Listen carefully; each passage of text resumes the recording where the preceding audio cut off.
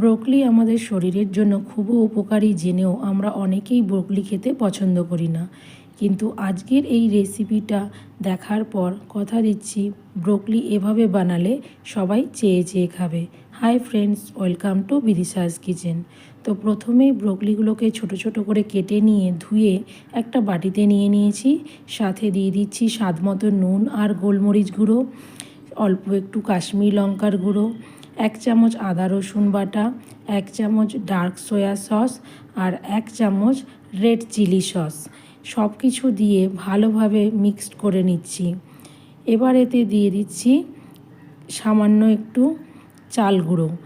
এখানে আমি 2 টেবিল চামচ চালের গুঁড়ো অ্যাড করছি।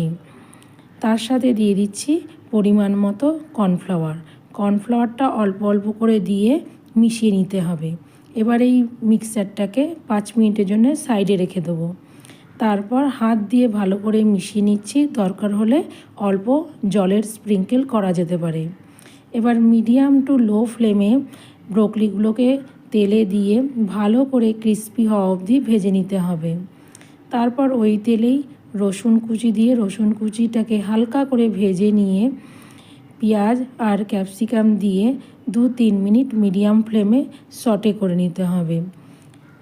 এরপর দিয়ে দিচ্ছি পরিমাণ মতো নুন, আবারও ভালো করে মিশিয়ে নিচ্ছি। এই সময় গ্যাসের ফ্লেমটাকে আমি স্লো করে দিয়েছি।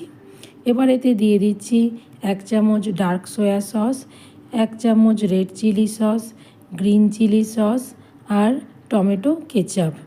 এবার সব কিছুকে ভালোভাবে মিশিয়ে নিচ্ছি। তোমাদের যদি এই ভিডিওটা ভালো লাগে অবশ্যই লাইক, শেয়ার, কমেন্ট করে পাশে থেকো।